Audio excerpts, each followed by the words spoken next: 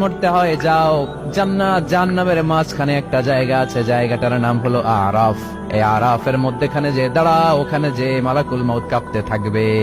মালাকুল মউত বলবে, আল্লাহ সৃষ্টির শুরুতে যদি জানতাম সবাইকে মৃত্যুদান করার পরে, রূহ কবজ করার পরে আমাকেও মরতে হবে, তাহলে এই কঠিন দায়িত্বের ব্যাপারে আপনার কাছে ক্ষমা চাইতাম। আজকে আমারও যে ভাগ্য বরণ করে নিতে হবে সৃষ্টির শুরুতে, আমি এটা কল্পনাই করতে পারি নাই। আল্লাহ বলবেন, নো টক, মুত ইয়া মালাকুল মউত, মরে যা, মরে যাও। বলার সাথে সাথে মালাকুল মউত এক বিকট চিৎকার হাঁকিয়ে মরে যাবে। মালাকুল মউতের চিৎকারটা সেদিন এত ভয়ঙ্কর হবে, বিষ্ণু ইসলাম বলেন, ওই চিৎকারের আওয়াজ যদি পৃথিবীর মানুষেরা কান দিয়ে শুনতে পেত, তাহলে কিয়ামত সংগঠিত হওয়ার জন্য আলাদা করে ইসরাফিলের সিঙ্গার প্রয়োজন হতো না।